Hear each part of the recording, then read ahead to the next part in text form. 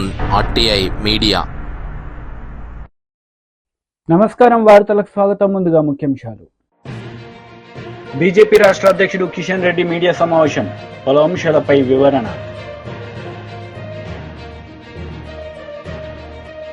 TDP అధికార ప్రతినిధి Kommareddy Pattabhiram media సమావేశం, కొడాలి నానిపై ఫైర్.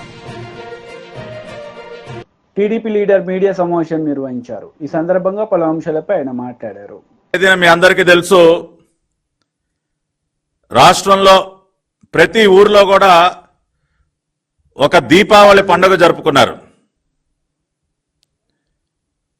ఒక నియంత పాలనకి ముగింపు పలికిన రోజు, రాష్ట్రానికి తిరిగి స్వాతంత్రాన్ని అందించినటువంటి రోజు జూన్ 4, 2024 చరిత్రలో నిలిచిపోతుంది.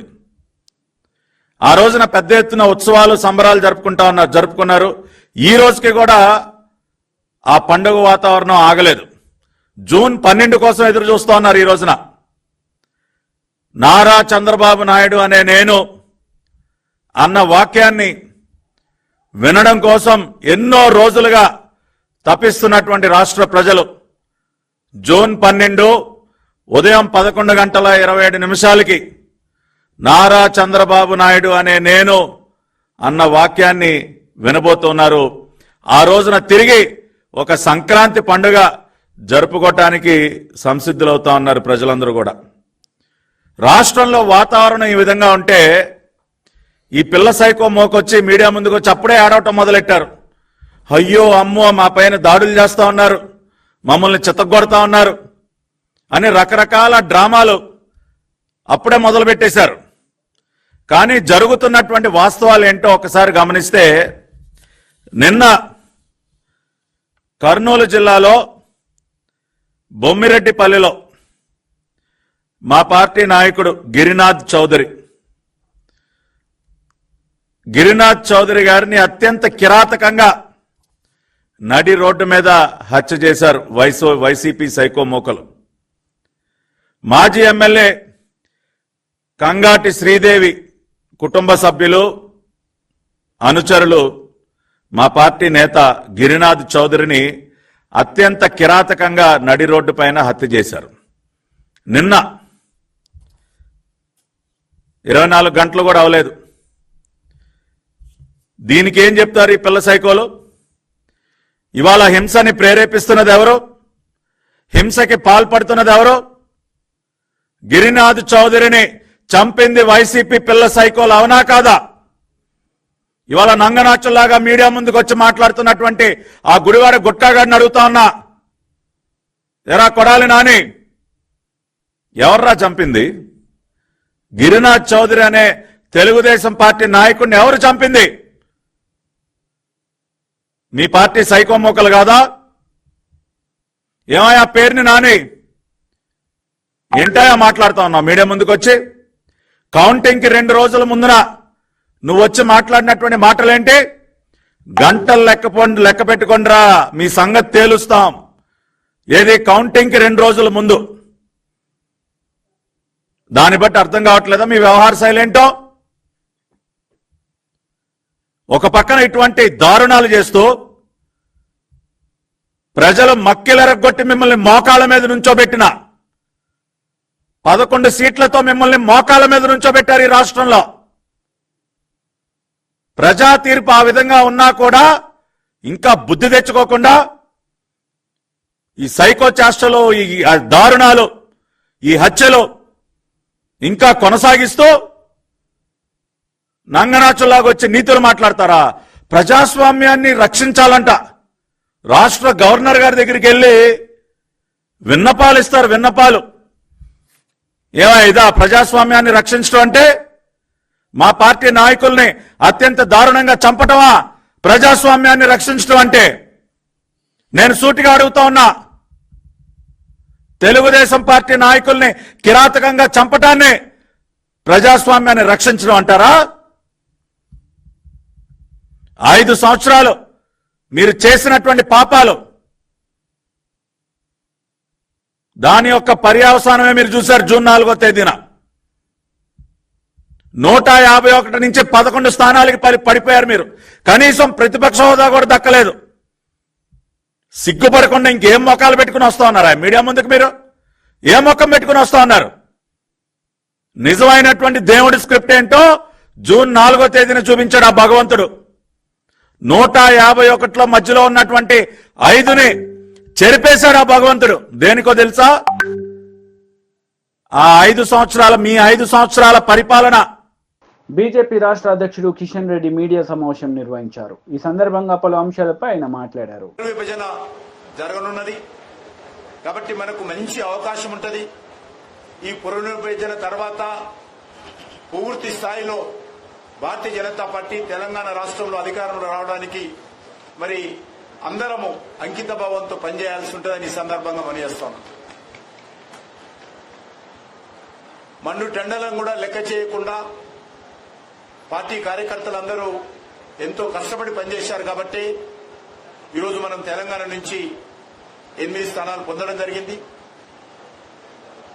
మరి ప్రత్యేకంగా ఈరోజు ప్రధానమంత్రి గారికి, భారతీయ జనతా పార్టీ అధ్యక్షులైనటువంటి జగత్ ప్రకాష్ నడ్డా గారికి నేను తెలంగాణ భారతీయ జనతా పార్టీ తరఫున హృదయపూర్వకమైనటువంటి కృతజ్ఞతలు తెలియజేస్తా ఉన్నాను.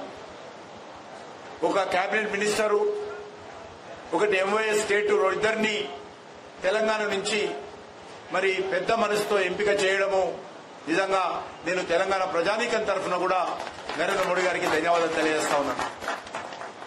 అదేవిధంగా ఆంధ్రప్రదేశ్ నుంచి భారతీయ జనతా పార్టీగా ఒక నిక్కసైనటువంటి కార్యకర్త అనేక రకాల ఇబ్బందులు వచ్చినప్పుడు కూడా, ఒడిదుడుకులు వచ్చినప్పుడు కూడా మరి పార్టీని జెండా మోసినటువంటి మరి నరసాపురం నుంచి ఇటీవల పార్లమెంట్ సభ్యుడిగా గెలిచినటువంటి మిత్రుడు శ్రీనివాస్ వర్మ గారిని ఈరోజు కేంద్ర మంత్రిగా తీసుకోవడము, భారతీయ జనతా పార్టీ ఏ రకంగా సిద్ధాంతపరంగా పనిచేస్తుందో, ఏ రకంగా కార్యకర్తల ఆధారంగా పార్టీ పనిచేస్తుందో దీన్ని బట్టి మనం అర్థం చేసుకోవచ్చు.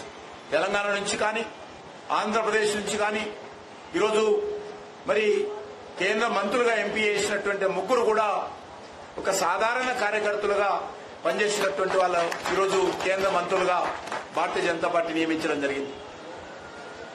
దేశంలో ఏ రాజకీయ పార్టీ కూడా ఈ రకంగా మరి సాధారణ కార్యకర్తలను మరి గల్లీ నుంచి ఢిల్లీ వరకు తీసుకొచ్చి ఢిల్లీలో మంత్రులుగా చేసినటువంటి పరిస్థితి ఏ రాజకీయ పార్టీలో లేదు. మాకెవరికి బంధుత్వం లేదు. మాకు సంబంధించినటువంటి వ్యక్తులు ఎవరు కూడా ఎమ్మెల్యేలు గాని, ఎంపీలు గాని రాజకీయ పార్టీలో కీలక బాధ్యతలు ఎవరు లేరు. కానీ మరి ఎవరు లేకపోయినప్పటికీ కూడా సిద్ధాంతమే ఈరోజు మాకు ఊపిరి. మరి పార్టీ కార్యకర్తలే మా కుటుంబం అనే విధంగా ఈరోజు పార్టీ కార్యకర్తలను ఏ రకంగా ఎంపిక చేసిందో ఇది ఒక భారతీయ జనతా పార్టీలోనే సాధ్యమవుతుందనే విషయాన్ని కూడా ఈ సందర్భంగా మనయేస్తున్నాను. వచ్చేటువంటి 5 సంవత్సరాలు, గత 10 సంవత్సరాలుగా ఏ రకంగా పనిచేశామో వచ్చే 5 సంవత్సరాలు కూడా నరేంద్ర మోడీ గారి నాయకత్వంలో కేంద్ర ప్రభుత్వము, భారతీయ జనతా పార్టీ దుర్నీకృతమైనటువంటి ఉత్సాహంతో మరి రానున్న రోజుల్లో కూడా పనిచేస్తారని ఇప్పుడే ప్రధానమంత్రి గారు చెప్పడం జరిగింది. ఏదైతే ఎన్నికల్లో హామీ ఇచ్చామో, సంకల్ప పత్రం పేరుతో దేశ ప్రజలకు భారతీయ జనతా పార్టీ ఏదైతే హామీ ఇచ్చిందో, ఎన్డీఏ ఏదైతే హామీ ఇచ్చిందో వాటిని తూచా చెప్పకుండా ఆ యొక్క సంకల్ప పత్రాన్ని అమలు చేసే విషయంలో భారతీయ జనతా పార్టీ అంకిత భావంతో పనిచేస్తుందనే విషయాన్ని ఈ సందర్భంగా మనయేస్తాను. ఉభయ తెలుగు రాష్ట్రాల అభివృద్ధి కోసం మరి అంకిత భావంతో పనిచేస్తాము. ముఖ్యంగా తెలంగాణలో గత 10 సంవత్సరాలుగా 10 లక్షల కోట్ల రూపాయలు కేంద్ర ప్రభుత్వం ఖర్చు పెట్టడం జరిగింది. దేశంలో జాతీయ రహదారుల విషయంలో కావచ్చు, దేశంలో రైల్వేల అభివృద్ధి విషయంలో కావచ్చు, దేశంలో పేద ప్రజలకు సంబంధించినటువంటి మరి ఉచితంగా రేషన్ బియ్యం సరఫరా కావచ్చు, గ్రామాలకు ప్రధానమంత్రి సడే యోజన కావచ్చు, గ్రామాలకు మళ్ళీ జలశక్తి మంత్రిత్వ శాఖ ద్వారా మంచినీటి సరఫరా చేసేటువంటి నల్లాల ద్వారా సరఫరా చేసేటువంటి కార్యక్రమం కావచ్చు, దేశవ్యాప్తంగా పూర్తి స్థాయిలో అమలు చేయనున్నాం. గత 10 సంవత్సరాలుగా 4 కోట్ల ఇళ్ల నిర్మాణం చేయడం జరిగింది పేదలు. వచ్చేటువంటి 5 సంవత్సరాలు మరొక 3 కోట్ల ఇండ్లు పేద ప్రజలకు భారతీయ జనతా పార్టీ ప్రభుత్వం కట్టివ్వబోతుందని ఈ సందర్భంగా మనం చేస్తున్నాం. అందుకే మరి ఖచ్చితంగా పార్టీ కార్యకర్తలు కూడా అందరూ కూడా మరింత పట్టుదలతో రానున్న రోజుల్లో భారతీయ జనతా పార్టీని దక్షిణ భారతదేశంలో తెలంగాణలో ఆంధ్రప్రదేశ్లో కూడా పటిష్టం చేసేటువంటి కార్యక్రమంలో ముందుండాలని మరి నేను కార్యకర్తలందరినీ కూడా కోరుతా ఉన్నాను. ప్రత్యేకంగా నేనైతే సికింద్రాబాద్ కాన్స్టిట్యున్సీకి ప్రాతినిధ్యం వహిస్తా ఉన్నానో అక్కడ ఉన్నటువంటి హైదరాబాద్ సెంట్రల్ జిల్లాకు సంబంధించినటువంటి అధ్యక్షులు మిగతా పదాధికారులు టీడీపీ పోలిట్ బ్యూరో సభ్యులు వర్ల రామయ్య మీడియా సమావేశం నిర్వహించారు. ఈ సందర్భంగా సీఎం జగన్ రెడ్డిపై మండిపడ్డారు. ఓట్లేస్తారు, ఏ ప్రజా సంక్షేమ కార్యక్రమం చేస్తారని ఓట్లేస్తారు, ఏ రాష్ట్రాన్ని అభివృద్ధి పథంలో నడిపించారని మీకు ఓట్లేస్తారు. సముచిత నిర్ణయం తీసుకొని చంద్రబాబు గారి కూటమిని గెలిపించి వాళ్ళ విఘ్నత చాటుకున్నారు ఓటర్లందరూ కూడా. వాళ్ళ సందర్భోచిత మా మనస్తత్వాన్ని చాటుకున్నారు ఓటర్లందరూ కూడా. వాళ్ళ అవగాహనతో వ్యవహరించారు ఓటర్లందరూ కూడా. అందుకు మరొక్కసారి రాష్ట్రంలోని ఓటర్లందరూ కూడా కృతజ్ఞతలు అభినందనలు తెలియజేస్తూ జగన్మోహన్ రెడ్డి గారు మిమ్మల్ని నేను ఒకటే కోరుతూ ఉన్నా. పాత్రికేయ సోదరులారా, మీరు కూడా నేను చెప్పే ఇది మీరు ప్రత్యేకంగా వ్రాయాల చిన్న పేర. మీరు 5 సంవత్సరాలు మీ పైనున్న సిబిఐ దాఖలు చేసిన 11 ఛార్జ్షీట్లో ఒక్కరోజు కూడా కోర్టుకు అటెండ్ అవ్వలేదు. మీరు మీ ముఖ్యమంత్రిత్వాన్ని అడ్డు పెట్టుకొని నేను వస్తే ఎంతో ఖర్చు అయిపోతుంది లేదా ల్యాండ్ ఆర్డర్ ప్రాబ్లం వస్తుందని కోర్టులను కూడా తప్పుదారి పట్టించి భయపెట్టి మీరు 5 సంవత్సరాలు కోర్టుకు రాలేదు. Now you are a free man. ఏ శాంతి భద్రతలు విఘాతం ఉండదు, రాష్ట్రానికి ఏ ఖర్చు ఉండదు, ఎవరు కూడా మీకు ఇబ్బంది పెట్టరు. మీరు ప్రతి శుక్రవారం కోర్టుకు అటెండ్ అవ్వాలా. నేను న్యాయస్థానాన్ని కూడా సిబిఐ కోర్టును కూడా నేను విజ్ఞప్తి చేస్తూ ఉన్నా. ఆయన ఫ్రీగా ఉన్నాడు కనుక రోజువారీ విచారణ జరిపించండి. అక్కడే ఉంటారు హైదరాబాద్లో. ఆయన బ్రహ్మాండంగా లోటస్ పాండ్ కదా, లోటస్ పాండ్లో బ్రహ్మాండమైన బంగ్లా ఉంది ఆయనకి. ఎన్నో రూమ్లు ఉన్నాయి. అక్కడే విశ్రాంతి తీసుకుని అక్కడే ఉంటారు. రోజు కోర్టుకు అటెండ్ అవ్వాలా. రోజువారీ విచారణ జరిపించాలని చెప్పిన కోరుతా. ఎందుకంటే 5 సంవత్సరాలు వేస్ట్ అయిపోయింది. అది న్యాయస్థానాలు నేను తప్పుపట్టను. నేను మీరెందుకు దాన్ని అంగీకరించారో మీకు తెలియాలి, జగన్మోహన్ రెడ్డి గారికి తెలియాలి. మాకేం తెలియదు. అది రాష్ట్ర ప్రజలకు మాత్రం అనుమానం ఉన్నది, ముఖ్యమంత్రికి ఎందుకు ఇంత వెసులుబాటు కల్పించారని. దానికి కోర్టు కూడా ఒక క్లారిటీ ఇవ్వాల్సిన అవసరం ఉంది. కోర్టును తప్పుపట్టడం లేదు, క్లారిటీ ఇవ్వమని మాత్రం నేను కోరుతున్నా. ఎందుకు ముఖ్యమంత్రికి ఇంత వెసులుబాటు కల్పించారు? చట్టంలో ఎక్కడా లేదే ముఖ్యమంత్రికి వెసులుబాటు కల్పించాలని మీరు ఇచ్చారు. 5 సంవత్సరాలు ఒక్కరోజు కూడా అతను కోర్టుకు అటెండ్ అవ్వలేదు.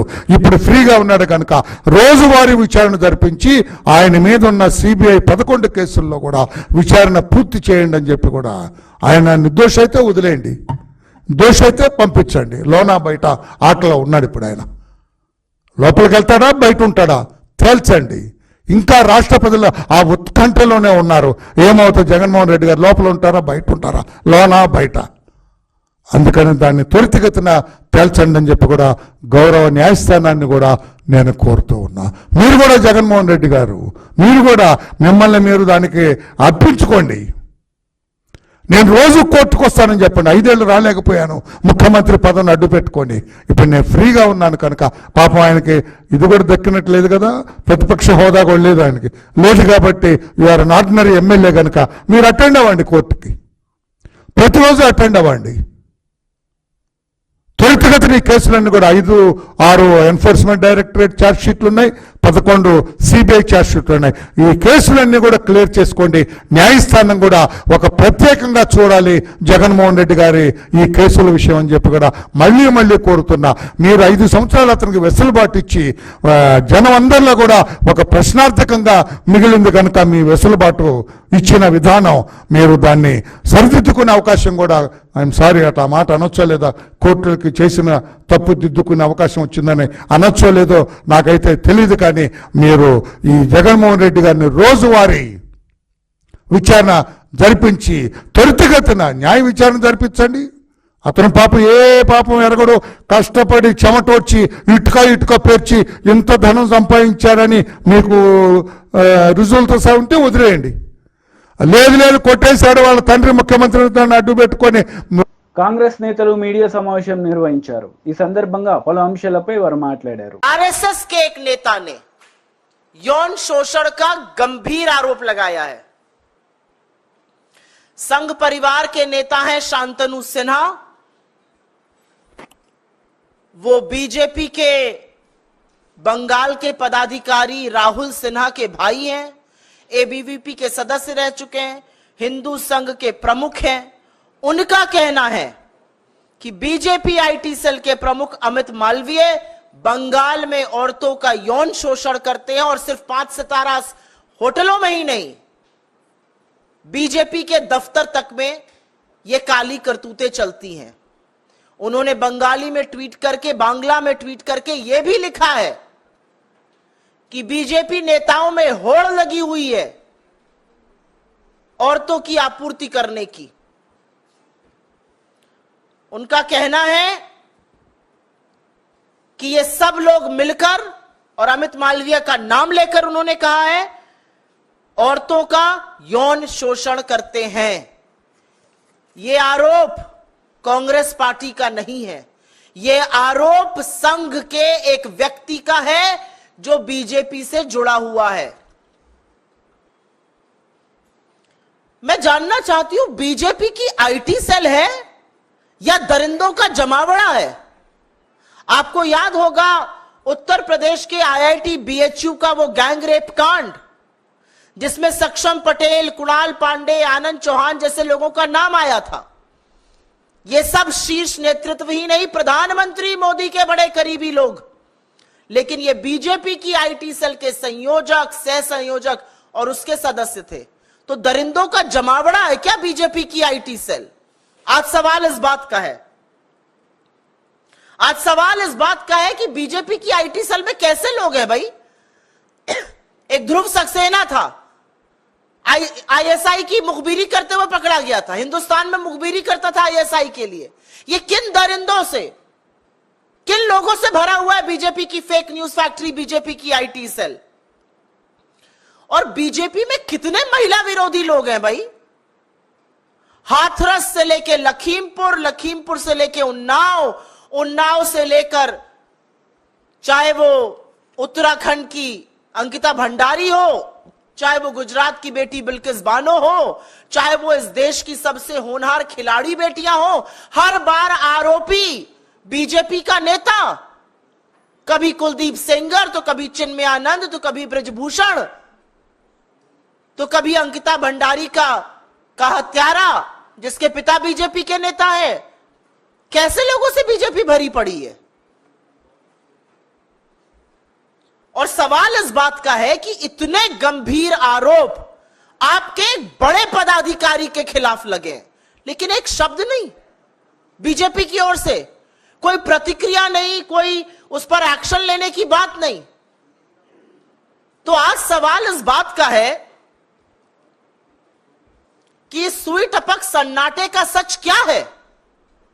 किसको बचाया जा रहा है? क्यों बचाया जा रहा है? किसके कहने पर बचाया जा रहा है? अगर इतना बड़ा आरोप किसी बीजेपी के बड़े पदाधिकारी पर लगा है, तो बीजेपी का नेतृत्व क्या कर रहा है? नरेंद्र मोदी किस मुंह से महिलाओं की संरक्षण की बात करते हैं, जब वो संरक्षण हर बार आरोपी को देते हैं? और ये महज संयोग नहीं है, महज संयोग नहीं है कि फिर से यौन शोषण का आरोप एक ऐसे व्यक्ति पर लगा जो सत्तारूढ़ दल में एक बड़े पद पर बैठा है, जो प्रचार प्रसार का एक तरह से प्रमुख है, जो नैरेटिव बनाता है।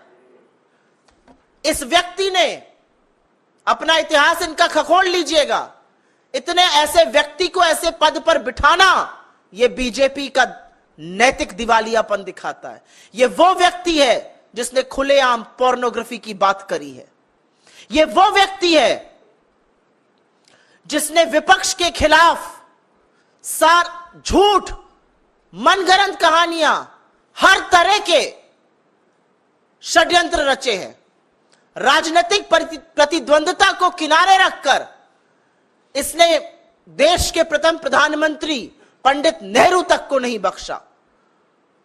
उनकी अपनी बहन और भतीजियों के साथ की फोटो को इसने दुष्प्रचार करके चलाया, लांछन लगाए।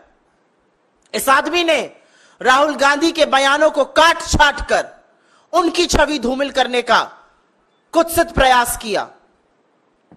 इस व्यक्ति ने तमाम मर्यादाओं को लांघते हुए सोनिया जी के खिलाफ, विपक्ष के तमाम नेताओं के खिलाफ दुष्प्रचार किया।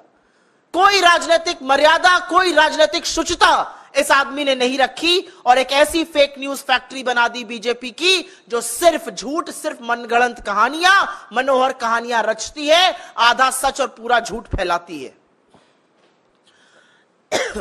तो आज हमारी मांग है कि आरएसएस के एक वरिष्ठ पदाधिकारी के इस बयान पर बीजेपी क्या कर रही है। हमारी मांग है कि एक निष्पक्ष जांच हो। हमारी मांग है कि सच सामने आए और हमारी मांग है कि जब तक जांच पूरी तरह से कार्रवाई ना हो जाए, सत्तारूढ़ दल के इतने बड़े पद पर एक ऐसा व्यक्ति नहीं बैठ सकता है जिस पर इतने बड़े यौन शोषण के गंभीर आरोप लगे हैं। मैं पूछना चाहती हूं, मंत्रालय आवंटन तो अभी बाकी है, लेकिन क्या कोई नया बाल विकास मंत्री जो भी बनेगा या बनेंगी, वो भी पहले वाली की तरह आंखों पर पट्टी और मौन व्रत रख लेंगी? इस देश में राष्ट्रीय महिला आयोग तो है, वो सिर्फ विपक्ष में जब कुछ होता है तो जागती हैं। इसका स्वतः संज्ञान नहीं लीजिएगा, नहीं जाइएगा कोलकाता, नहीं कीजिएगा कार्रवाई। आप महिलाओं के संरक्षण, उनके अधिकार, उनके सामर्थ्य, उनके संबल के लिए है, लेकिन आपने सिर्फ गंदी घिनौनी राजनीति की है। आज भी वक्त है, जाग जाइए। मेरा अपना मानना है कि कठोर कदम उठाने चाहिए भारतीय जनता। వార్తలు ముగించే ముందు ముఖ్యాంశాలు మరోసారి. బీజేపీ రాష్ట్ర అధ్యక్షుడు కిషన్ రెడ్డి మీడియా సమావేశం, పలు అంశాలపై వివరణ. టీడీపీ అధికార ప్రతినిధి కొమ్మారెడ్డి పట్టాభిరామ్ మీడియా సమావేశం, కొడాలి నానిపై ఫైర్. ఈ వార్తలు ఇంతటితో సమాప్తం. తిరిగి ప్రసారమయ్యే వార్తల్లో మళ్ళీ కలుద్దాం. అంతవరకు సెలవు. నమస్తే.